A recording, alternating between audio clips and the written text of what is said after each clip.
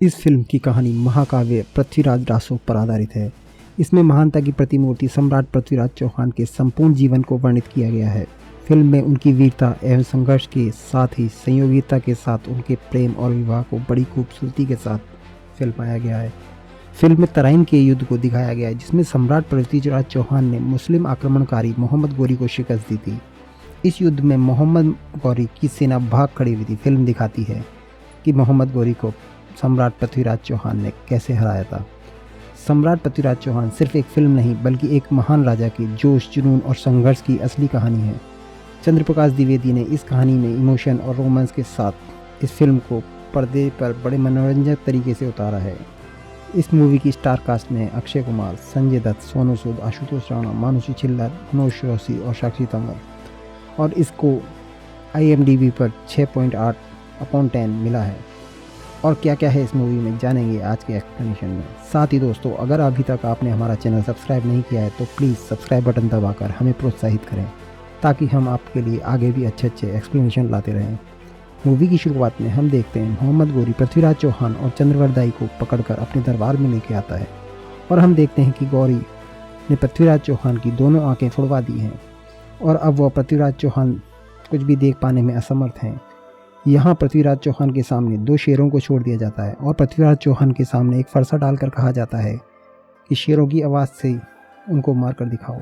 यहाँ काफ़ी फाइट के बाद पृथ्वीराज चौहान शेरों को मारने में सफल होते हैं, परंतु वो खुद भी बहुत घायल हो जाते हैं और उनको वैद्य के पास लाया जाता है। अब सीन कुछ साल पहले शिफ्ट होता है, जहाँ कन्नौज की राजकुमारी संयोगिता पृथ्वीराज चौहान के लिए एक प्रेम पत्र लिख रही है और पृथ्वीराज चौहान भी संयोगिता से बहुत प्रेम करते हैं, पर ये प्रेम केवल लेटर्स में ही चल रहा है। अभी तक उन दोनों ने एक दूसरे को देखा नहीं है। अब नेक्स्ट सीन में हम देखते हैं पृथ्वीराज चौहान के दरबार में मोहम्मद गौरी का भाई मीर हुसैन आता है और वह पृथ्वीराज चौहान से शरण चाहता है। गौरी मीर हुसैन को मारना चाहता है क्योंकि मीर हुसैन ने गौरी की रखेल चित्रलेखा से भागकर शादी कर ली है। यहाँ भी सब लड़की का चक्कर है बाबू भैया, लड़की का चक्कर। ये सब सुनकर पृथ्वीराज चौहान के काका मीर हुसैन को शरण देने से मना करते हैं, लेकिन पृथ्वीराज चौहान उनकी बात को न मानकर मीर हुसैन को शरण दे देते हैं। ये जानकर मोहम्मद गौरी कुतुबुद्दीन ऐबक को पृथ्वीराज चौहान के पास संदेश देकर भेजता है। कहता है कि मीर हुसैन को गौरी को सौंप दो, नहीं तो युद्ध के लिए तैयार रहो। यह सुनकर पृथ्वीराज चौहान कह देते हैं कि वो युद्ध के लिए तैयार हैं। और आगे हम देखते हैं कि पृथ्वीराज चौहान और मोहम्मद गौरी के बीच में युद्ध होता है।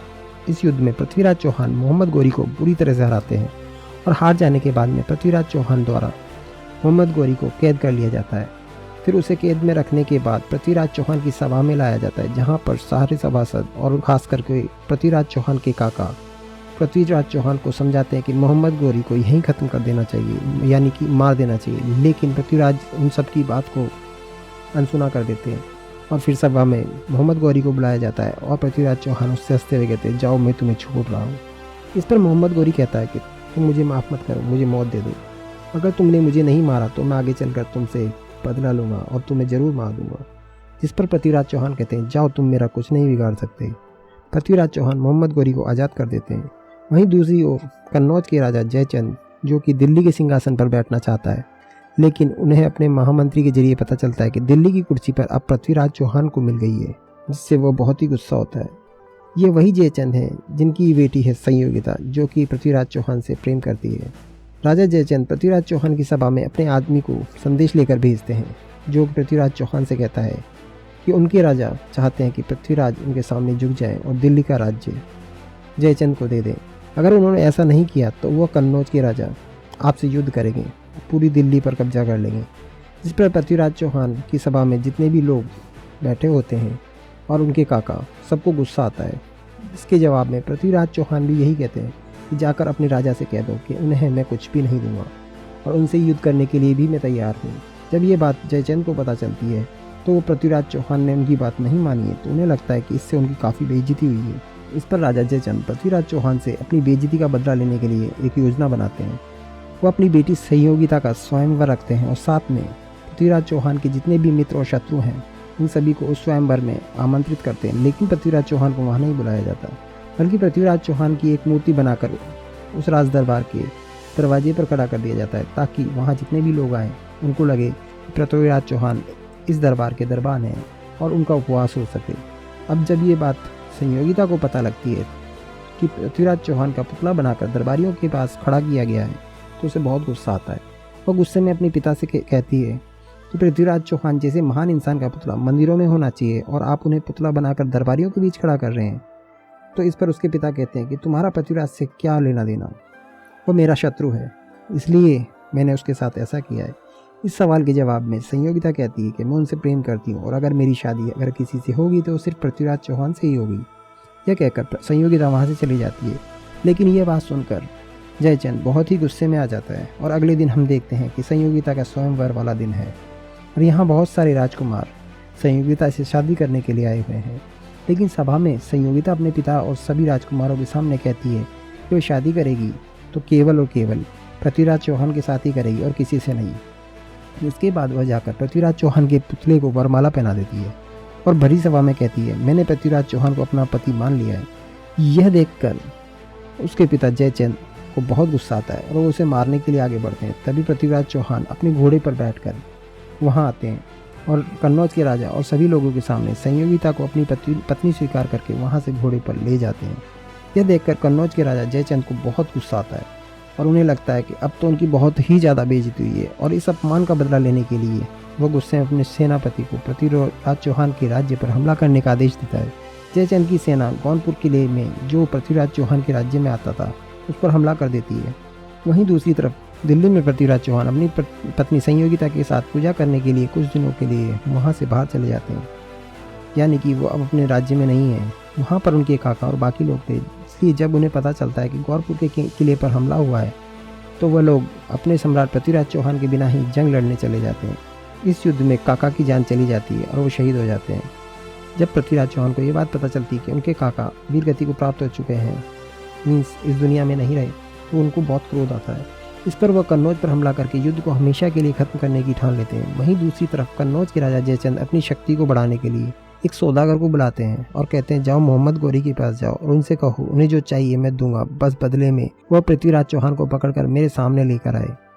फिल्म में हम आगे देखते हैं कि सौदागर मोहम्मद गौरी के पास जाता है और कहता है कि कन्नौज के राजा जयचंद ने उसे भेजा है। जयचंद की संदेश मोहम्मद गौरी को मिलता है। मोहम्मद गौरी इस सौदे को कबूल कर लेता क्योंकि वह एक तीर से दो निशाने साधना चाहता है। एक तरफ वो पृथ्वीराज चौहान से बदला लेना चाहता है अपनी हार का और दूसरी तरफ वो दिल्ली की कुर्सी को भी प्राप्त करना चाहता है। अब मोहम्मद गौरी अपने आदमियों के जरिए पृथ्वीराज चौहान के यहाँ जंग का ऐलान कर देता है। सम्राट पृथ्वीराज चौहान भी युद्ध के लिए तैयार हो जाते हैं और जंग पर जाने के से पहले पृथ्वीराज चौहान अपनी पत्नी संयोगिता से कहते हैं कि जब मैं वापस जंग से आऊँगा तो दिल्ली की गद्दी पर तुम्हारा राज होगा। इसके बाद पृथ्वीराज चौहान और मोहम्मद गौरी के बीच वापस से युद्ध होता है।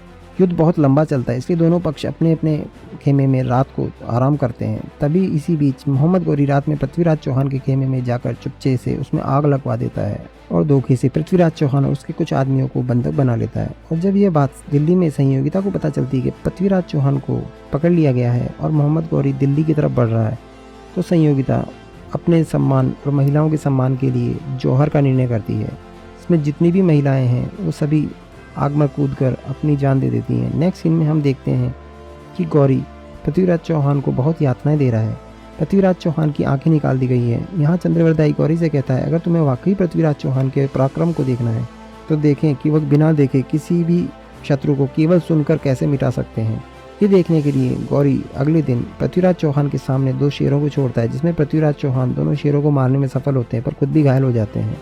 इसके बाद पृथ्वीराज चौहान गौरी को चुनौती देते हैं कि अगर वह सच में बहादुर है तो पृथ्वीराज चौहान के सामने आए और उनका सामना करे। अब अगले दिन गौरी पृथ्वीराज चौहान का मुकाबला होता है, जिसमें पृथ्वीराज चौहान के पास केवल एक तीर है और सामने मोहम्मद गौरी अपने घोड़े पर एक भाले के साथ है और साइड में चंद्रवरदाई अपनी कविताओं से पृथ्वीराज चौहान को गौरी की लोकेशन बता रहे हैं। जब गौरी पृथ्वीराज चौहान को मारने के लिए आगे बढ़ता है तो पृथ्वीराज चौहान उसकी लोकेशन का अंदाजा लगाकर तीर चलाते हैं, जो गौरी की सीधे गर्दन पर जाकर लगता है। वो घोड़े से गिरकर वहीं ढेर हो जाता है। यह देखकर मोहम्मद गौरी के सैनिक चंद्रवरदाई और पृथ्वीराज चौहान पर तीर बरसा देते हैं, जिसमें वो दोनों ही वहीं पर मारे जाते हैं। यहाँ पर सभी लोग पृथ्वीराज चौहान की वीरता का सम्मान करते दिखाया जाता है और इसी के साथ ये मूवी यहीं पर द एंड हो जाती है। दोस्तों, ये एक्सप्लेनेशन आपको कैसा लगा प्लीज़ कमेंट बॉक्स में ज़रूर बताएं और ऐसे ही एक्सप्लेनेशन के लिए हमारे इस चैनल को सब्सक्राइब करना ना भूलें। मिलते हैं अगले वीडियो में। जय हिंद, जय भारत।